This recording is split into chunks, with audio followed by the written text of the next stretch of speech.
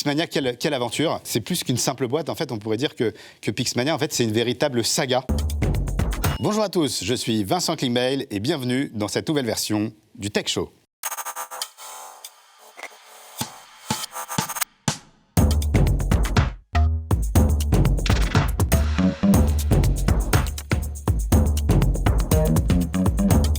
Les amis, quel plaisir de vous retrouver dans ce nouvel écrin du Tech Show. Je voulais tout d'abord remercier toutes les personnes qui travaillent sur le Tech Show et surtout Serge Calfon qui nous accueille aujourd'hui dans les studios de Magnéto. J'en profite également pour vous remercier, vous qui êtes si fidèles au Tech Show. Vous êtes plusieurs centaines de milliers à nous suivre, à partager et à commenter nos contenus sur les réseaux sociaux. Et merci également à notre partenaire Forbes. Vous le savez, le Tech Show, c'est votre rendez-vous mensuel autour de la tech, du digital et des startups.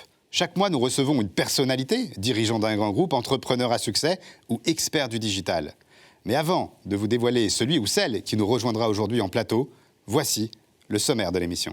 Aujourd'hui dans le Tech Show, Solal nous a préparé un micro-trottoir pour notre invité à l'occasion d'un événement exceptionnel. Laurent Cayette nous parlera cybersécurité et nous recevrons en plateau Jean Laroche-Bronchard et Grégoire Jeunesse qui nous parleront de la nouvelle école Albert School. Edwina recevra Nicolas Michel et nous parlera M&A et Financial Strategy chez La Poste. Mais aussi Adrien Laripa, Hervé Bloch, Renaud Simard et la désormais célèbre Maud Dadzup, c'est tout de suite dans le Tech Show. Mon invité aujourd'hui est une star de l'e-commerce européen. Entrepreneur de talent et passionné de photographie, c'est en 2000 qu'il fonde, avec son frère, le célèbre site e-commerce Pixmania, qui en quelques années dépassera le milliard de chiffre d'affaires. La croissance est fulgurante et 6 ans plus tard, il revend la majorité de l'entreprise au groupe Dixons. Il se lance ensuite dans une nouvelle aventure en fondant The Case, une enseigne spécialisée dans les accessoires pour smartphones. Et entre-temps, Dixon se sépare de Pixmania et laisse cette marque à l'abandon. Et c'est 20 ans plus tard que notre invité revient à son premier amour et se lance un défi de taille, relancé sous un nouveau format, Pixmania, la boîte qu'il a fondée. Il est notre invité exceptionnel aujourd'hui. Merci d'accueillir Jean-Émile Rosenblum.